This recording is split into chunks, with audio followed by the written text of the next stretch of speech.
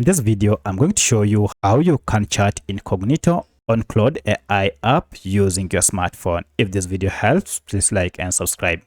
So if you open your Claude AI and log into your account, then start generating chats, you have to note that your chat history will be stored by this chatbot. However, if you wish to chat incognito, before you generate a whole new chat, first go to this icon here on top once you are logged into your account and just tap on it. Here you're told now incognito chats aren't saved or used to train this AI model. Here you can now search for anything and you will be sure that your chat history is not being used to train this chatbot or your information is not being stored. That's how you can chat incognito. But should you want to exit incognito mode, then just go to these three lines and tap on new chat.